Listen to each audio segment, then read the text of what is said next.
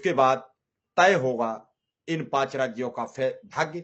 इन 5 राज्यों के भाग्य के साथ मौका मिलेगा अनुदेशक और शिक्षा मित्र को भी।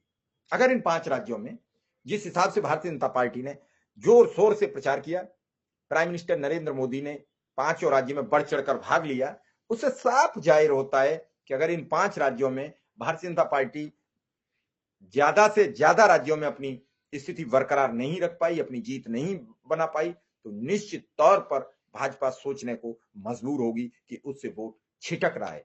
वहीं अगर कांग्रेस इन 5 राज्यों में अपनी बढ़त कायम करती है तो फिर 2024 के लिए कांग्रेस इन्हीं वेलफेयर योजनाओं के तहत जो उसने राज्यों में लागू की हैं लेकर जमीन पर उतरेगी। परसों से एक दिन पहले जब 7 बजे का प्रोग्राम राजस्थान को लेकर चल रहा था।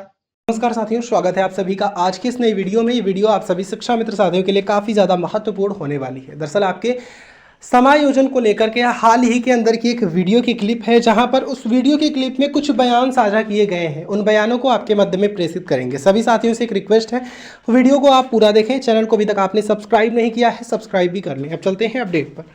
एक अनुदेशक ने सवाल किया, क्या कांग्रेस की सरकार आई तो अनुदेशकों का क्या होगा?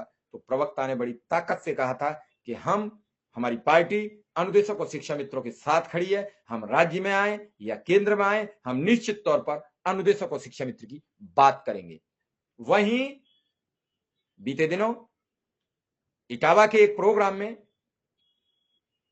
समाजवादी पार्टी के बड़े नेता शिवपाल यादव ने सवाल किया कि सरकार संविदा कर्मियों पर क्यों नहीं ध्यान दे रही है। 9-10 हजार रुपया मानदेय वाले संविदा कर्मी इस महंगाई में अपना वक्त, अपना समय कैसे काट रहे हैं, उनसे बेहतर और कोई नहीं जानता है। ये लगातार इन खबरों से अनुदेशक शिक्षा मित्र की आवाज अब प्रदेश स्तर पर, मीडिया के स्तर पर उठती नजर आ रही है। लगातार में रहने से लोगों को जानकारी मिलती है कि उत्तर प्रदेश में भी एक समुदाय ऐसा है जो 9-10 हजार रुपया की मानदेय में जीने को मजबूर है।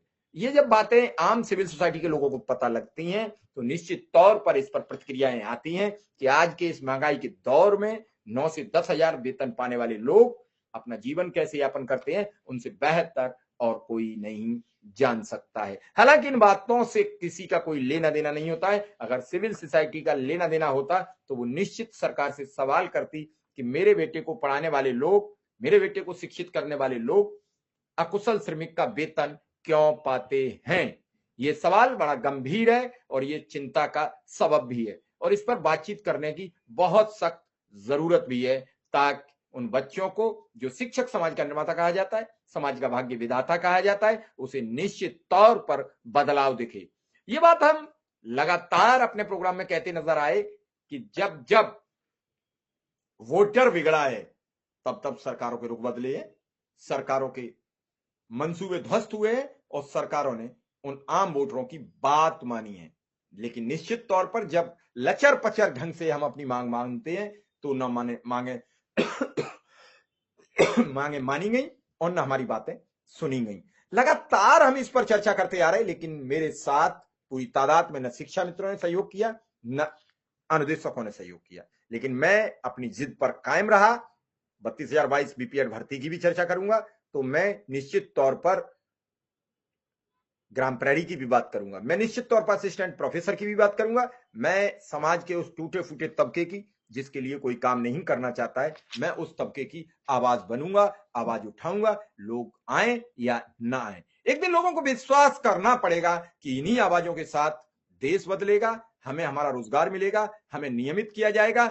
गाए बगाए यही आवाजें बुलंदी की आवाज बनेंगी। मैं देश के उस आवाम से बात करना चाहता हूं, मैं राज्य के आवाम से बात करना चाहता हूं कि आइए मिलकर शिक्षा, स्वास्थ्य, रोजगार पर चुनाव को ले चलें, पुरानी पेंशन पर ले चलें, संविदा कर्मियों के नियमितीकरण पर ले चलें। अगर इन मुद्दों पर हम सरकारों को मजबूर कर दें बात करने को, तो सबके मैनिफेस्टो में छपा होगा कि मैं आने वाले चुनाव में अपने राज्य में मौजूद सभी नियमित कर्मियों को, सभी संविदा कर्मियों को नियमित करूंगा, सभी भर्तियां निकालूंगा।